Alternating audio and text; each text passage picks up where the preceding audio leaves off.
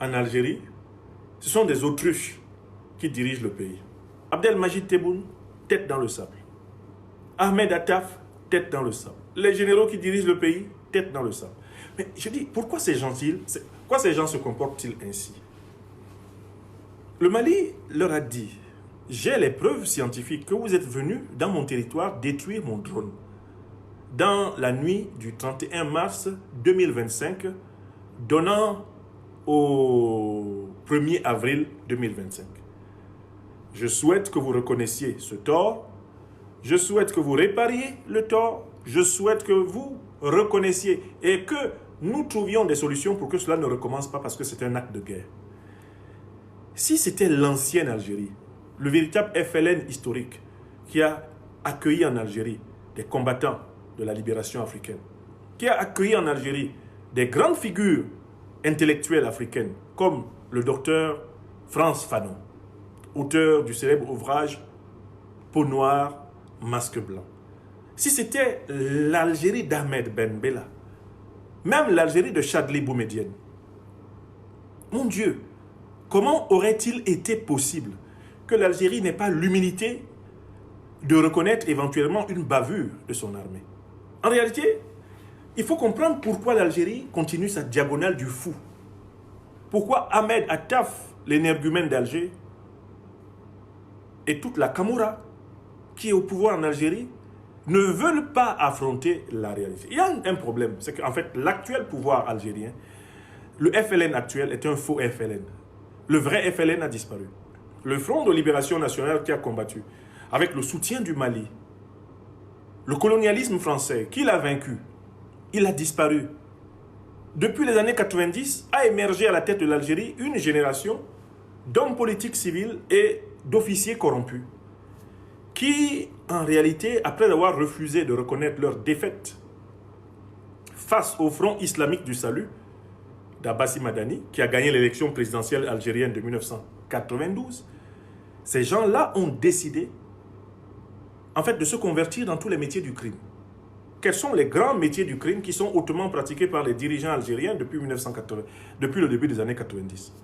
Premier grand métier du crime, sous prétexte de combattre les islamistes, les terroristes, ils en ont profité eux-mêmes pour se légitimer par des actes terroristes. C'est-à-dire que l'armée algérienne s'est permise de commettre sur son propre sol des actes terroristes afin de diaboliser ses opposants politiques qui avaient gagné les élections.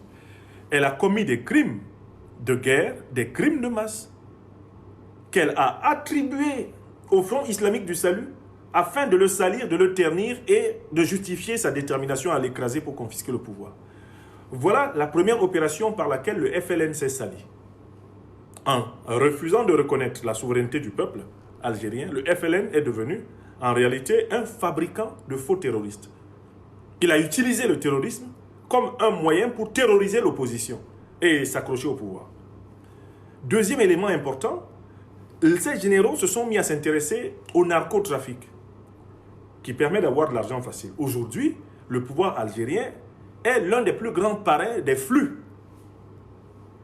de drogue à travers le Sahara. L'Algérie est l'une des plus grandes plaques tournantes de diffusion des substances les plus nocives pour le corps de l'homme. Pourquoi? Parce que la drogue, elle est une réserve, littéralement. Elle est devenue une réserve d'argent comme l'or, puisqu'elle est fortement consommée en Europe, au Moyen-Orient et en Amérique du Nord. C'est devenu une réserve financière. Les propriétaires de drogue se comportent comme ceux qui possèdent des lingots d'or chez eux. Ils savent que s'ils réussissent à vendre, c'est sûr qu'ils vont se faire beaucoup d'argent. Et les généraux de la Camorra, comme je les appelle, la mafia algérienne, sont devenus de grands narcotrafiquants. Et qui dit narcotrafiquant dit forcément quelqu'un qui de temps en temps en prend lui-même. Parce que quand vous voyez la réaction d'un certain nombre de dirigeants algériens, vous pouvez faire des hypothèses sur leur état de santé mentale et sur des modifications chimiques artificielles qu'ils subissent en raison des substances qui ne se contentent pas de traverser leur pays, mais qui traversent sans doute aussi leur corps. Oui! Quand vous voyez Attaf, vous vous dites qu'il n'a pas une alimentation saine. Oui. Non, il ne se contente pas de manger du couscous. avec la viande de mouton. Non. Et ça n'a rien à voir avec l'alcool. Hein. Non, non, non. Je ne parle même pas du vin. C'est même pas ça. Non. Attaf est allumé.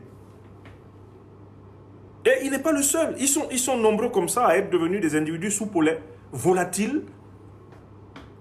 Ils réagissent au quart de tour et ils mentent.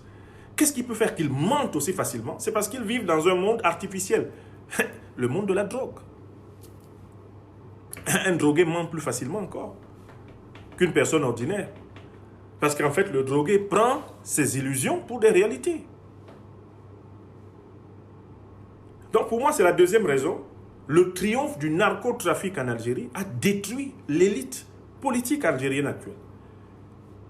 Et enfin, tout naturellement, il y a une troisième raison. C'est que l'économie algérienne est restée extrêmement dépendante du pétrole et du gaz. Or, une économie qui est centrée sur le pétrole et le gaz est condamnée à se soumettre à l'impérial terrorisme. C'est parce que les monarchies du Golfe, du Moyen-Orient, ont signé des accords avec que le pétrodollar a fait son apparition. Et en réalité, le pétrole du Moyen-Orient, le pétrole d'Arabie Saoudite, du Qatar, des Émirats Arabes Unis, etc., est l'une des conditions de la crédibilité du dollar. Puisque les Américains ont imposé à la planète tout entière, et tentent malgré tout de maintenir cela, que toute personne qui veut acheter du pétrole ou même du gaz soit obligée de payer en dollars. Cette dépendance, cette monomanie, cette extraversion gazière et pétrolière de l'économie algérienne fait que l'Algérie est aujourd'hui sous le pouvoir, en réalité, de l'OTAN. L'Algérie est sous le pouvoir de l'OTAN parce qu'elle dépend profondément du dollar. Comme les petites monarchies du Moyen-Orient qui hébergent les chefs terroristes, qui les financent pour que l'Afrique soit déstabilisée et qu'elles, aux côtés de l'OTAN, viennent exploiter l'Afrique ad vitam aeternam. L'Algérie est dans le même plan.